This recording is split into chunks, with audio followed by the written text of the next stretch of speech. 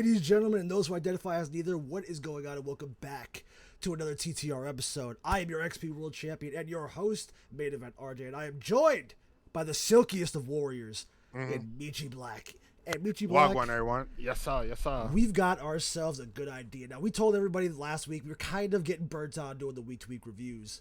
And, you know, we gotta mix it up. We gotta mix up the pot so we can feel something. You know, AEW's been restoring the feeling all of the big 2-5, so why don't we restore the feeling in TTR? And let's start that off by opening the true Forbidden Door and giving you guys our, I'd say top picks, but we'll probably do this a few different times. A few picks of WWE and AEW's Forbidden Door. Now, I know it, you know it. They're probably never going to do that in our lifetime. Understand? Hey, you never know. Never say never in wrestling, but they probably will. There's a lot of bad blood going both ways, but it's still fun to speculate. So, we're going to give our matches. We are allowed to use any stipulations, title matches, whatever we want.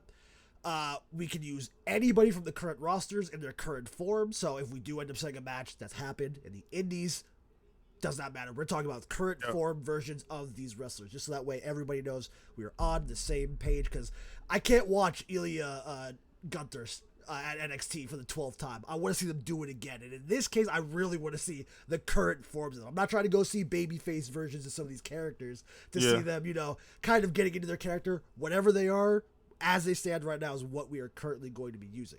So, Michi Black, what is your first Forbidden Door match if they offered you the keys? Or not the keys, the All right. damn it. So this is going to open the show. Okay. Nothing crazy, just a regular 1v1 AJ Styles versus Ricochet. A match that I'm pretty sure they definitely did. They had to have run at least once. But this version of Ricochet, with Gates of Agony behind him, I like that. I like that. And that'll be down to open the show. Nothing crazy, just regular 1v1. Just a nice way, just a nice heater to open the show. Yeah, just a nice little heater. Completely understandable. And honestly, I think that'd be a pretty great opener.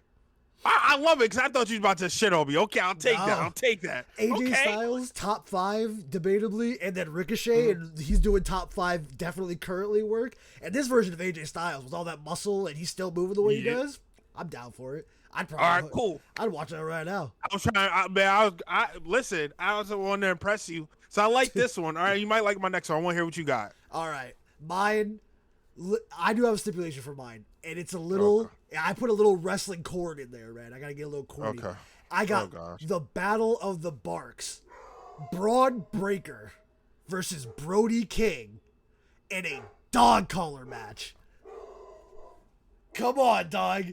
Braun Breaker's in crazy strength and speed, and his speed gets nerfed because of the dog collar. And then you've got Brody King throwing him around, but eventually Brody King gets a little worn down, and Braun starts throwing him around.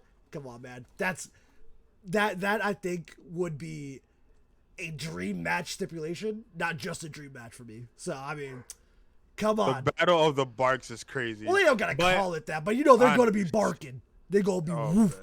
But I will say this, though. It's not bad. The dog collar match, you know. I want it violent, too. I don't want a WWE dog collar match. I want a violent. Someone's running the blade. Someone's getting tossed into a pile of chairs. You're going through. There's going to be a choking portion. I don't know which one of them's going to do it. But Brody King, I've said it. I got big plans for Brody King. I'm giving him all my love and all my energy to ensure he gets that in the big 2-5. But I think it would start with a big win over Braun Breaker, because that. Well, I know for a snap effect, you're not gonna like this next match I picked. So, I don't like that. Let's get into it then. Because I picked Brody King as well. Okay, versus.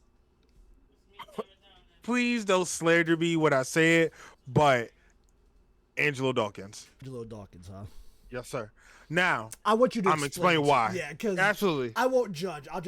We listen and we don't judge. I'm gonna judge, but I'll listen. I'll sit down. I'm gonna say this. I think when it comes to Street Profits, I think Montez Ford. We all see it.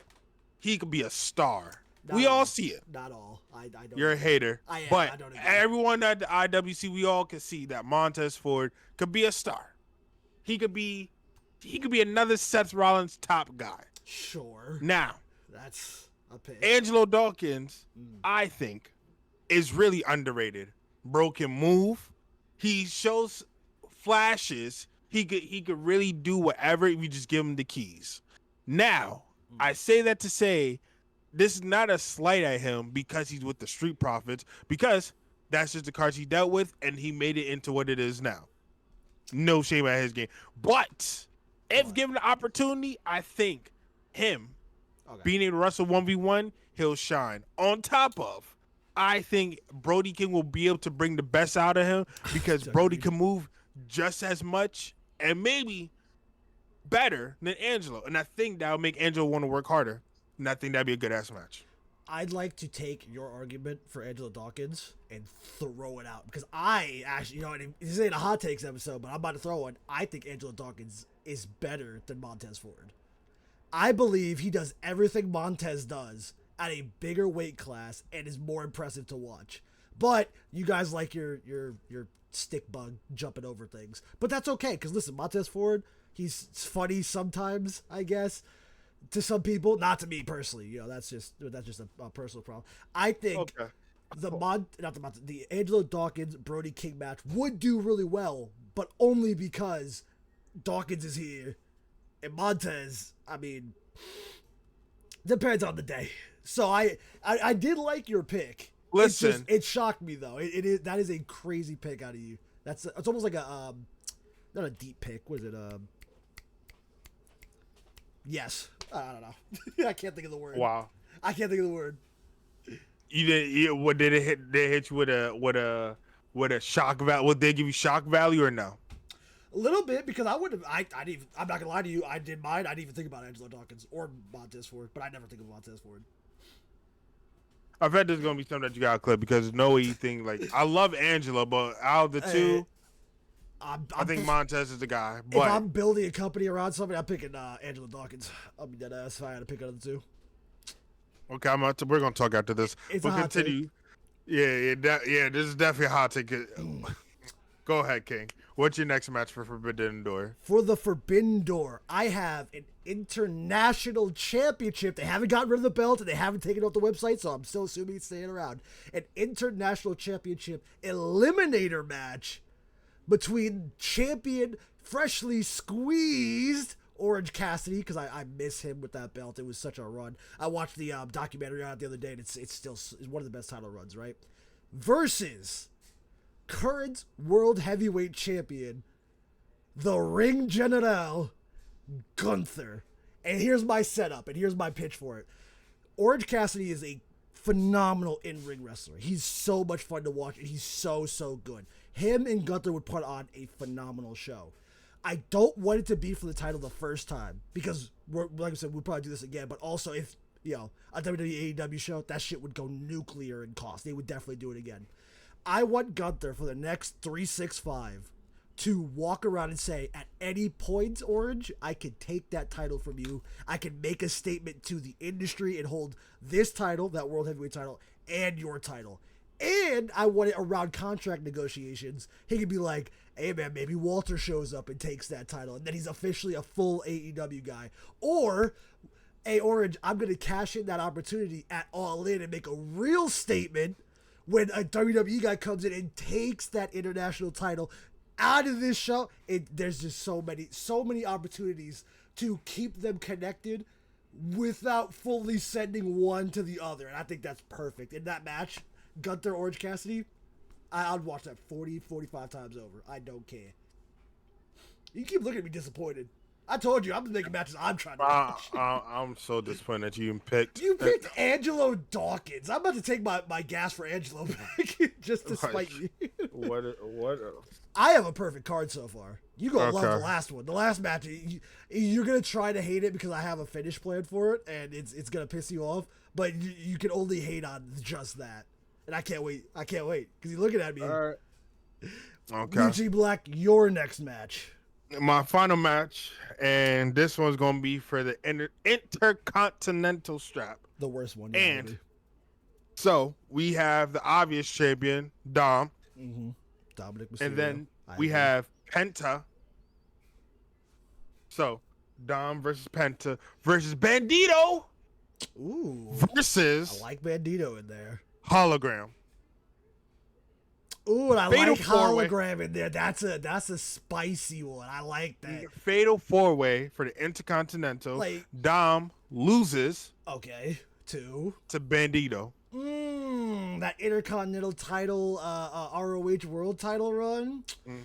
It can But get spicy. the match is going to be a ladder match. That's fine. I think that could. It would still work. They get to do other spots. They probably get to do a little extra stuff with the ladder.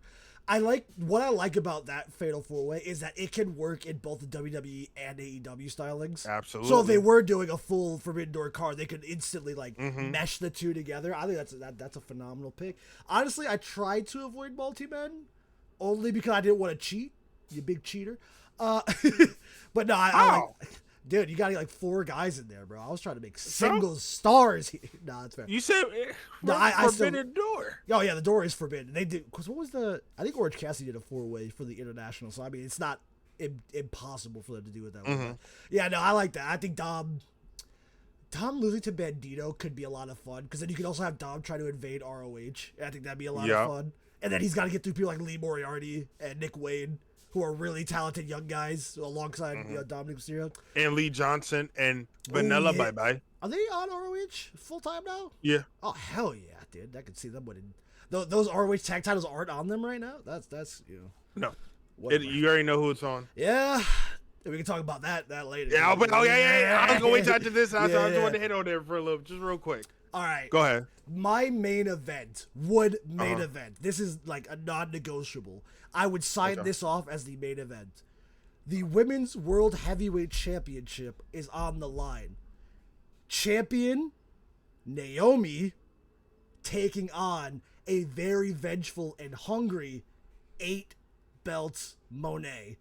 As she why would I hate that? to add, I haven't gotten to the finish yet, who seeks to add a WWE title to her collection as it stands. But I have this with a 60-minute time limit, and I think you can figure out why. I would have this end with them putting on a 60-minute grueler. I want both women to look exhausted towards the end. And as Mercedes pulls herself back up to pose to the camera, basically like she's holding herself up by pieces, turns around, and the nicest set of cheeks hits her square in the jaw. And as Naomi goes for the pin, the ref crawls his way in. Let's say he gets knocked down for something, whatever, who cares? Little WWE spice in there. The ref goes for the pin. 1, 2. This match is a draw. The visual pin goes to Naomi. The WWE title gets to stay in WWE, so you don't have Mercedes having to force herself back in the WWE system if she truly doesn't want to. Monet gets to know that she lost. She didn't lose, she got a draw, but she did not win that Women's World title. Again, failing to get the big one, meaning she's got a bigger chip on her shoulder to go to other promotions to get more titles, or finally buck up to whoever's world champion after the real Forbidden Door, whether it be Tony or Athena. And Naomi gets to go back to WWE with a bigger chip on her shoulder than before, because not only did she have Monet beat, if there was just 5 more minutes, 2 more minutes, 2 more seconds, she would have pinned the woman she left the biggest company in the world with to go make themselves stars. Both went through very different paths, and I think that match coming together as a big title match, there nobody truly lost, but somebody clearly took the draw a little harder. Oh, it's so beautiful. You've got the Monet revenge train to go through AEW post the show, and you have Naomi, who I would assume would hold the belt longer because of a big win or not win like that. It's just that match, cinema. Absolute hands up, perfect. And honestly, the fact that you aren't agreeing with me on this is crazy. What? You don't like the draw? I knew you were gonna like the draw. Bro, I was cool with everything. Oh my God. I hate a draw, bro. I loathe. I loathe. And then you want us to sit through an hour, bro? Yes. No, hear me out. Nah, dude, you just don't like wrestling. No. I don't mind the hour wrestling part. I don't care. I'll sit there and watch it. We watch 5 hours of pay-per-view for AEW all the time. I'm talking a What? 60-minute classic with Naomi But and Mercedes. Bro, I'll be so pissed if I'm there for this one time in lifetime extreme extravaganza that I'm watching Naomi versus Mercedes Moné Yep. for an hour. I'm watching hard graps, and you tell me this shit ends in a draw? Yep. Man, I'll throw my bottle of water right in the damn ring. Tell what's wrong with you. I don't want to see no damn draw. That is the best outcome. Nobody gets pinned. Well, there's a visual pin, but there's no official pin on the record. Nobody gets a loss. Nobody looks weaker to their company, and both get to walk into their respective shows with a new dominant force, because one's gonna be filled with anger, and the other one's gonna be filled with, I guess, pride. I don't want to say pride because I think that's too happy-go-lucky for what Naomi would be. I think she'd just be an arrogant little shit and just bully the rest of the women's division, because that's what I mean. I went against the best. She has 8 world titles, and she didn't pin me. Not only did she not pin me, I would have pinned her had I had an extra second. And I just, dude, I can't believe you don't fuck with the draws. You didn't fuck with that Will Ospreay MJF draw? That shit was great. No. You're so annoying, bro. I need real wrestling fans in the comments section. I can't wait. That 60-minute time limit draw is gonna hit like crack in the 80s. And honestly, because of how good they probably put Mercedes Moné in a WrestleMania match against Miss Naomi for the rematch for the number 2. I'll be cool with that. But you can't do that without her without the draw. So you say you cool with that, but then you gonna be a little puffy face about the draw. But you can do that though, because if Naomi would have lost, I want rematch. Everyone gets a rematch. If Naomi loses, then she looks weaker, and they take her out of that title division instantly. You know that's what they do. They're going to do it to her in real life, and that's what makes me mad. She's going to lose that world title, and probably not at SummerSlam, but probably before Mania, and then she's not going to see that world title again, because she's probably going to leave, because she said she went to have kids and whatnot. So this is her last title run, unless WWE wakes up and realizes how good she is. So no, you can't do it that way, because immediately Mercedes would go towards somebody else. They would push it to somebody else. And if Naomi wins, Mercedes has no reason to rematch her, except she lost, but she isn't even doing that to Tony right now. And Tony's the only person to pin her at AEW. I'm just saying, bro, that 60-second, that buzzer on that 2 count, it'll have me jump up and go, you motherfuckers, and it's gonna hit so hard, bro. You would have hated, now I see why you don't like Okada or Omega, because that time limit draw hit. That shit hurt. You saw Okada crawling like he was dying, like he needed that pinball, like he needed air. Man. God. I should know you were going to be a little grumpy puss in this really fun idea. And speaking of fun ideas, down in the comments, tell us, what are your WWE AEW Forbidden Door matches? Now, like I said, we kind of want to do this again. This was a lot of fun. I think we could also bring in the other co-hosts. We could do some with them if they want to join us for one of these. I like that. Hell, we could even do full cards if we wanted to. We could make it a little longer. We could do full cards for it. I mean, I would hate it. I mean, you gotta see how much I love making these matches out of thin air anyway. So yeah. I mean, I'm down to do it. Yes. We could also do themed cards, women only, men's only, or not men's only. I like that. You cooking with ideas, RJ. You cooking. We can definitely mix in generations, because I mean, Bret Hart, Kurt Angle. I mean, that's on everybody's list, but I mean, I'd say it out loud. I'd say the quiet part out loud. You know, everybody wants it, but I'll see it. Oh my God. Yeah. Hold on. But we're not ending it there, because we want to talk about Collision. Like, you about to jip our fans out. I said that. I thought we were avoiding Collision. I thought the point of this was to stop doing week-to-week coverage on the fucking show. No, hold on, because I just want to talk about one thing, because my guy Kyle Fletcher finally got the strap from Dustin Rhodes. Clap it up. I just want to clap it. Yeah, we made it pink. Clap it up. Why did you say you wanted to talk about Kyle Fletcher then? Why'd you say Collision? We want to talk about Kyle. Let's talk about Kyle. That motherfucker deserved that title at All In, because that was some bullshit. I mean, hey, hands up, he got it now. Cool. A wrong has been righted. Whatever. Yep. He should have had the title before. Good ass match. Wouldn't have expected that out of a 60-plus-year-old or almost 60-year-old Dustin Rhodes. A lot of fun. The screwdriver spot was funny, because I saw a lot of crying on that one. Man, people. I would say was on the screwdriver part. I'll get it, but I just want to throw that out there, because that was a good ass match. I didn't want to skip past it. Yeah, and that's fair. other thing, sorry, last thing, I was really shocked that GOA lost. I honestly was shocked. I was too, because I like Bandito and Brody King together, but I didn't expect them to go far in this tournament, and that's interesting. I get to see him wrestle next week against the Young Bucks. I'm hype as shit. I can't wait for that match. That might be my match of the night next week. I just want to put that out there. Like, I really gotta know what's like having a GOA, because I thought like them being as dominant as they were, they would have won at least the first round, and then the second round, if they would have lost the Young Bucks, I'll be upset. But like, okay, makes sense. But Brodito is just kind of crazy to me. I think it's a story thing, because they're clearly setting something up, and I think they just wanted to show off the tag team without putting them in the title opportunity right away. Yeah. I see Gates of Agony winning those tag titles. Hell, I can see them winning it by the end of the year. I just I'm still more surprised about Jet Speed. I think Jet Speed was like the guys. And like I said, I think that just means they don't really want to push them in the tag division too much.